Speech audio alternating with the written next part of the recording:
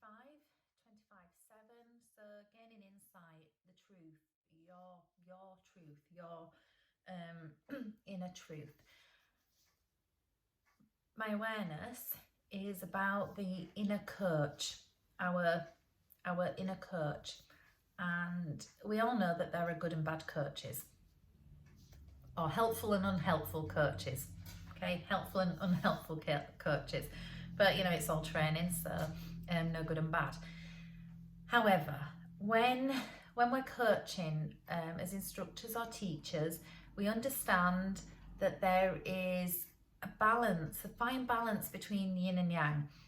That, you know, there's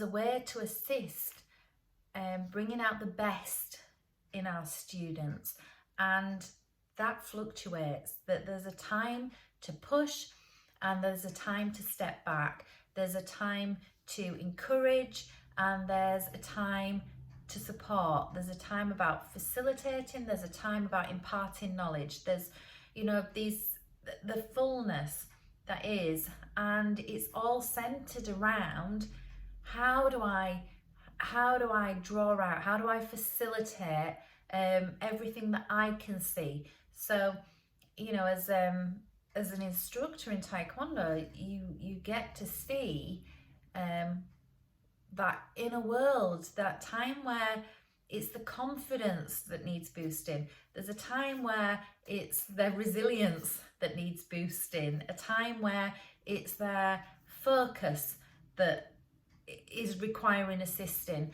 And you know, the way in which to do that sometimes it needs to be a bit more firm and a bit more, come on, just get on with it. This is it. You just gotta do it. There's no other way. Nobody can do it for you. That's it. And then other times where it's small steps of encouragement of just this little bit. Just have a go at that. Just, you know, kind of that nature. So sometimes it's, you know, nurturing and compassionate, and it's kindness and understanding, and other times it's more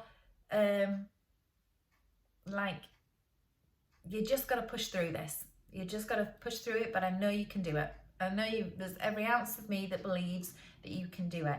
So we, you know, in our coaching role, it's that absolute belief that you're capable of this, and there's different ways to get to it. And sometimes it's about backing off and, you know, kind of absorbing and, you know, kind of learning and processing. And other times it's just do it, just do it. And so day 25 is about an awareness of bringing up your inner coach, that part of you that can coach you. There's an exercise in that I learned when I did the self-hypnosis course from my Reiki master, Vicky White, brilliant lady. So, you know, in here you put yourself in one hand. So the self that's struggling, the self that's, you know, maybe going through a challenge, going through heartache, going through fear, going through whatever it might be, numerous things that we go through in life, yeah? And in the other hand is your coach that has all the tools, everything.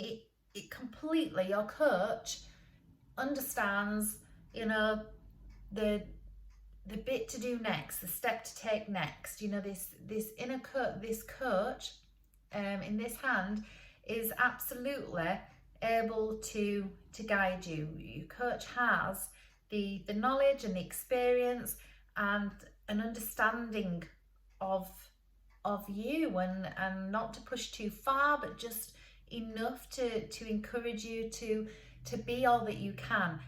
And this is your life coach, isn't it? But only you know yourself best. You have the fullest understanding. So when students come to me, and like I said last night, I have no idea what kind of day they've had. And at the minute when their lives are, you know, kind of upside down, and, you know, we're having to train outside with our distance, and, you know, we can't train like we normally train, and that's their lives going into school, and it's a bit different, or, you know, kind of their parents' lives have changed and different situations. And so you know you best. I say to them, I have no idea what your day has been, but I get a good sense of, do they seem like themselves? Do they, do they look like they're struggling a bit today? And then it's understanding how to, kind of encourage and facilitate the best from them in that training session. So this is, every day we're training to be our best selves. We're training to be all that we can be. And we get different, like when we're training, or like when I'm training in taekwondo, there's things that, the instructor says to do, and I'm like, yes, I love that. That's really good. I enjoy that. And other things I'm like, oh, like press ups. Other things that I'm like, oh, have I got the energy for this? And I just have to pull it out, because I love all of it, really. I love all of it, but there's certain things that are easier, or I prefer to other things. And, like going the extra mile in the training, I love that. I do actually love it when I am challenged and I have to pull up those inner reserves and go, okay, there's no giving up, because it is our life training. So when we place our struggling self in one hand and we place our coach self, our kind of our supportive self, our facilitating self, the self that absolutely wants the best from this person, that wants to help this person out of the mud through the challenge, and knows that they can't do it for them. All you can do is encourage from the sidelines and give that support and facilitate and assist and kind of be there, just being there, just that voice going, no, come on, you can do it, this is it, okay, have a rest, have a break now, 30 seconds 30-second rest and off you go. And in life I think probably need a bit more than 30 seconds rest, but you get the sense that actually we can facilitate our own growth, but we've got to be able to lift above, to see ourselves, to not drown in it. The coach can't get in there and go, oh yes, I feel so tired too, it's been a really hard day, and let's just do it. Can't do it. It's not, that's not helpful. It's not conducive to training. It does no earthly good. So it's like that with ourselves, strengthening our inner coach, and having the ability to coach ourselves. And sometimes just the visual of separating out the two, of seeing the struggling self and then seeing the coach self. And what advice would you give to you? Sometimes do it from the point of, if you've got children or a loved one that you don't want to sit, then dealing with yourself like you would if it was your child or somebody that you really love. That's the other aspect of, kind of, however, if you're a loved one, then obviously sometimes you don't want anything to happen to them, and so you can have a bit of fear in there. So the coach is the better person, but if you're finding it tricky with a coach, then sometimes, if you were your child, how would you want you to feel? Or if you were your loved one, how would you want you to feel? But ideally the coach, because the coach is only interested in what's best for you. The coach doesn't have any fear like like you can if it's your loved one. You can fear of making the wrong choice or whatever it might be. So that's the exercise. And then